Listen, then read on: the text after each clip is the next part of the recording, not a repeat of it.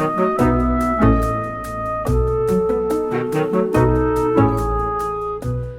there, I'm the book lady. Oh, I'm so glad that you came today. I brought two books that are, well, if you're new to the book lady brings two books. And I read them, and then we talk about them. But I'm going to tell you ahead of time, these books are very different, but they both sort of talk about memories. Do you know what heirloom is? That's kind of a grown-up word. Heirloom. Can you say that? Heirloom. It means something from the past that has value to us. Maybe your grandmother gave you a watch, and she got the watch from her grandmother. So it's an old watch, but it has so many memories, and just, it's an heirloom. Well, an heirloom can also be a car, an old car, or picture frame. You also can conjure up memories through your smell, through your sight, through hearing. You might hear a song and it brings back memories. So let's read. The first one is Love and the Rocking Chair. It's by a husband and wife, Leo and Diane Dillon.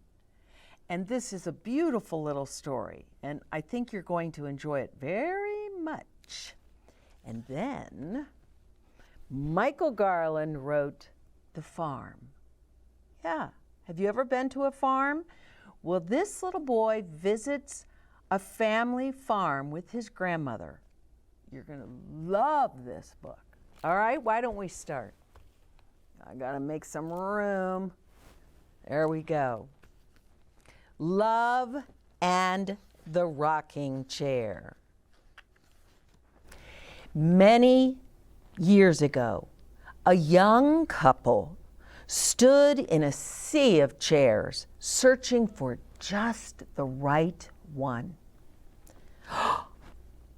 Look at that chair over there. Oh, it's perfect for the baby's room, the young woman said. A few days later, the rocking chair arrived in a big truck.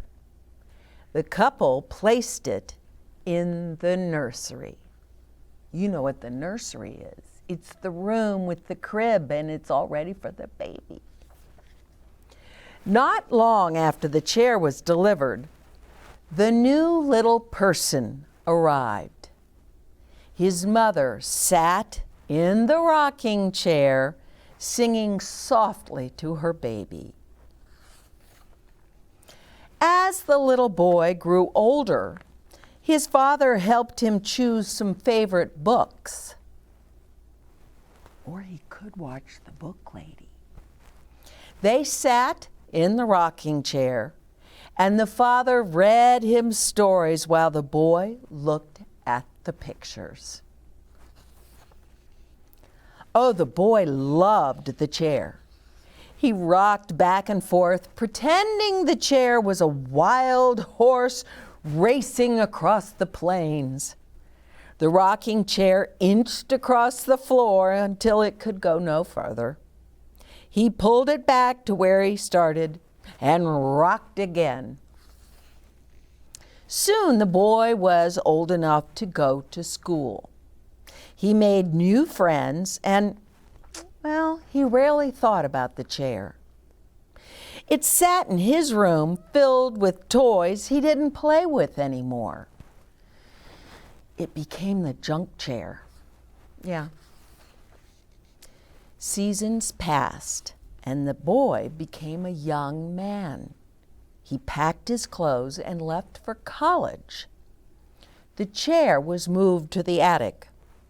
Sometimes the young man came home to visit, but the rocker was forgotten. unused and gathering dust. As children grow up, their parents get older too. Years went by, and the father became ill. One sad day, he passed away. The son returned home to say a last goodbye to his father and to comfort his mother. The next time he came, he brought someone. "Mom, this is the woman I want to marry." His mother hugged the woman and welcomed her into the family. After the wedding, the couple moved in with the son's mother. In time, they learned a new little person was on the way. The couple prepared the nursery, and then the husband remembered the rocking chair. "I'll go get it." He lovingly dusted it off and placed it where it belonged. Soon, the new little person was born. This time it was a girl. The grandmother sat in the rocking chair and sang softly to the baby. She thought of her husband and wished he could see their granddaughter. Seasons passed, and the little girl grew. She sat in the chair, rocking back and forth, pretending she was on a sailing ship, drifting across the clouds. Soon she would be old enough to go to school and make new friends and have adventures all her own. And someday, the girl hoped, she would have her own little boy or girl. And the chair would be needed again. Like her grandparents and parents before her, the little girl knew the love of her family would always be there. And that is what this is a nice story, because the rocking chair, I love that at the beginning, the mother, the new mother, sat in the rocking chair and rocked her little baby boy and sang to him. Maybe I like that memory because I did the same thing. Yes, I had 5 babies and I had a rocking chair, and I'd sit there, I'd make songs up and sing them to them. Oh, those are good, good memories. But now I have grandchildren, and guess what? I sit there and rock, and I make up songs and sing to them. That is an heirloom, that rocking chair. And it was an important heirloom. And it was important not only to the son, who loved the rocking chair, but then when he grew up, he'd just throw his stuff on it, and they put it up in the attic. But they brought it down when he had his little girl, because it was just part of that great memory and part of the love and the support he felt with a family. I think it's a beautiful book, and I got this at the library, and it's called Love and the Rocking Chair by Leo and Diane Dillon. Now we're going to read Grandma's Farm. What could this be? Grandma's Farm. I love the cover page. Isn't that, it's just so nice. Look at all those sheep. There's the house, and there's the barn, Now, what I should tell you is this picture is the picture of the farm when Grandma was much younger. Listen. Grandma and Timmy were taking a trip to the old farm. Timmy had visited before with Grandpa Joe, but this time would be different. No one lived on the farm now, but Grandma Ginny had her own stories to tell about what life was like when she lived there and when Timmy's mother was a little girl. Don't you love to hear stories about when your mom and dad were little? When Timmy saw the old house and barn again, he was happy because he knew that every board had a tale to tell. It was easy to imagine that there were no other houses around and the fields were filled with grazing cows. Grandma smiled as they got out of the car. She had an old book in her hand. Grandma held up the book. This is my diary. When I had a few free moments, I liked to write down my thoughts from the day. These pages hold special memories that I would like to share with you. Well, what did you do on the farm, Grandma? Well, when you live on a farm, everybody pitches in to help. When Grandpa was off plowing on the tractor, I would feed the animals or cook the meals. When the children were home from school, they had chores to do before they did their homework. We all worked together. From the time your mother was a little girl, she worked alongside her brothers and sisters doing the planting and picking.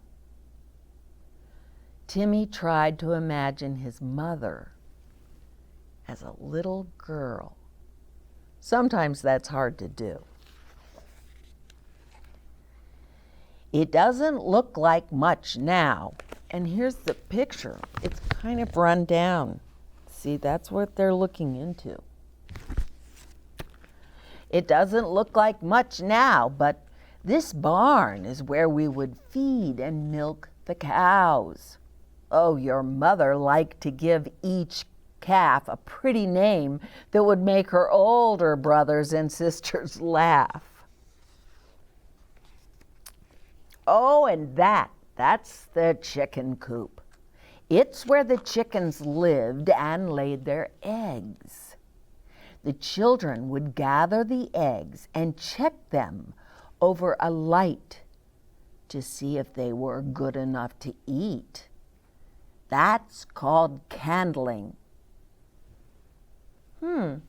Timmy thought that sounded like fun. Oh, this is the pen where we kept our pigs. Sometimes they would break out and get into the garden, and we would have to round them up and herd them back in. Timmy started laughing just thinking of those pigs running around loose. Oh, can you imagine? What's this? Oh, that's where we sheared the sheep. Once a year, we would bring the sheep in there, one at a time, and clip their woolen fleece. What's a sheep's fleece? What's the fleece? That's the fur that's on a sheep. They call it fleece because it really isn't fur. We sold the fleece so it could be spun into wool. Yeah, see, that's the fleece.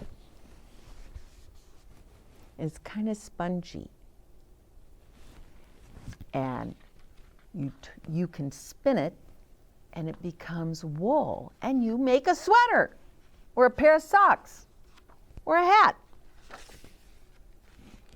We planted all kinds of fruits and vegetables.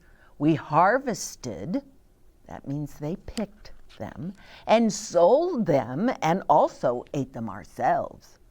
I wrote down recipes in my diary for everything we grew. When I go home, I want to plant a garden in our backyard, Timmy said. Oh, cooking 3 meals each day was a big job. Everybody played a part.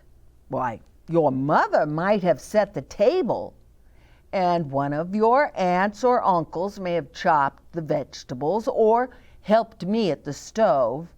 When the meal was done, the kids each took turns clearing the table and washing the dishes. Well, sometimes I do the dishes after dinner, but sometimes I forget. That looks like a nice dinner table. And those peas and tomatoes and corn, they grew those in their garden. Timmy asked Grandma, "What did you do for fun on the farm?"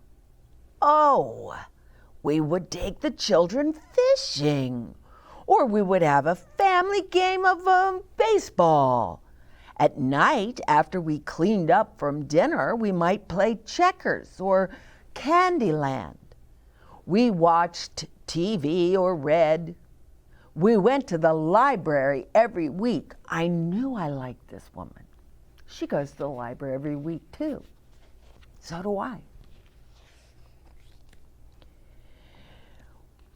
When the walk around the old farm was almost over, Grandma opened her diary to show Timmy a label pasted to a page that read, "Wisteria." Timmy looked up. He could see that there were beautiful violet, that means purplish, blossoms dangling all along the back porch of the old house. "Your mother helped me plant that wisteria when she was the same age you are now. And it still blooms every spring." And I love this picture. Look at that. The house is kind of falling apart, but the wisteria just kind of decorates it like icing on a cake. Isn't that nice? Wisteria. "What was the best part about the farm?" Timmy asked Grandma. Grandma Jenny smiled,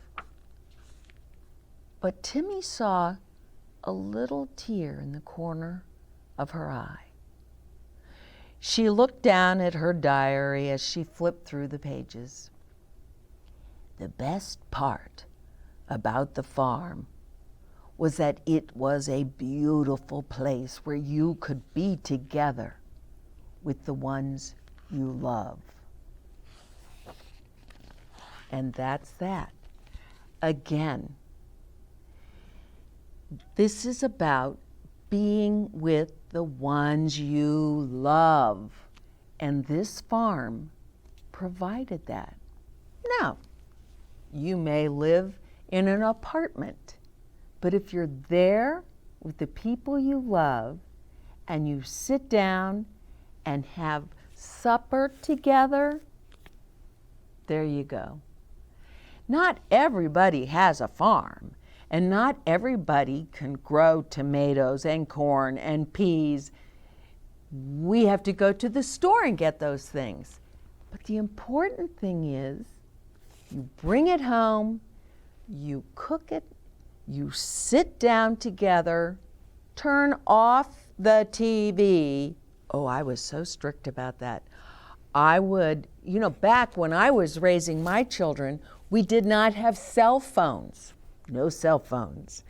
We had a telephone, and I would take it off the hook. I did not want the telephone to ring, and the television was off, and we were going to sit down and have a family dinner. It was very, very important to me, and I thought it was important for my children. And do you know, we also always lit candles. Sometimes we would make pizza and we'd have candles just because it seemed like the candles made everything a little fancier. Everything was a little quieter. And during that dinner, we went around the table and told what we did that day. And sometimes you had days where you just really didn't want to talk about it. And that's okay. We'd skip over you. And then you had days where you would stop talking. And we'd listen. Yes, it's important to spend some special time with the people you love.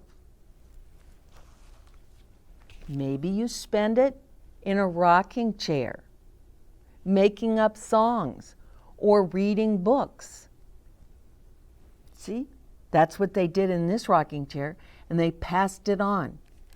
Well, do you remember Grandma at the farm? She had recipes. I've got this old thing. I don't know what else to call it, but it's a recipe holder. And do you know, I have recipes in here from my mother and from my grandmother. Where's that one? It's an old letter, and it's starting to fall apart. Well, I don't see it. I know it's in here. Here it is. See? But it's from my mother sending me a recipe from my grandmother. But she made it into a letter so I could see. See, we didn't have email. We didn't text. You sat down and wrote a letter. And then when I turned the letter over, she had the recipe. And do you know, I still make this. And my kids loved it. And I hope they will do the same thing. Oh, these things are important. And they're how you create memories. See? Sometimes you're creating a memory and you don't even know it. Let me show you some other things. Really old baseball. Now, I think my husband's grandfather gave him this old baseball. And he gave it to his son. And it's an heirloom. Now, I don't think it's worth lots of money. It's just a nice old baseball. But it brings back memories, really good memories. Then I brought a picture, and it has my grandparents. Yeah. And I look at it, and I immediately think of great memories I had with them. Maybe some of them were just sitting at our kitchen table and talking to them. I wanted to hear so many stories. It was fun. I brought this little thing of perfume. It's the perfume I wear. And do you know, my children said whenever they smell this, they know Mom must be coming through the room. And their children have learned, oh, they call me Gigi. Oh, Gigi must be somewhere. That's the kind of thing, that's what creates a memory. Yeah. Certain smells. Now let's say we're cooking a turkey and it's roasting in the oven. Oh, those good smells. So immediately, what do you think of? Thanksgiving. And I bet you have lots of memories from that. Maybe it's memories of watching the parade on television. Maybe it's memories of lots and lots of football. Maybe it's memories of going outside and playing football. It's all about memories. And you are younger, way younger than I am. You're just now making those memories. And it's a happy thing to do. And when you get to be old, like I am, it's fun to look back at those memories and just see your grandchildren repeat them. Like I saw my granddaughter sitting in my rocking chair, and I think there was a little tear coming out of my eye. This is something we don't need anymore. This is called a slide rule, and it's from my father. Look at this thing. Came in a fancy leather case. People don't use these anymore, but it's a memory. When I see this, I picture my father sitting at his desk working, because he was an engineer. Now we have computers and we just don't need slide rules anymore. But this is a memory. This is an heirloom, and I will pass this on. And I hope they'll keep passing it on. And it'll get to where my great-great-grandchildren will say, what is it? It's kind of funny. Oh, I've enjoyed talking about memories and heirlooms with you. It's an important subject. And you know what? I can get any subject I want at the library. I'm going to go to the library and bring back 2 more books for you. And you can watch YouTube has The Book Lady. Yeah. So I hope you'll go there and, oh, these are just some of the books we've read. Until next time. Bye-bye.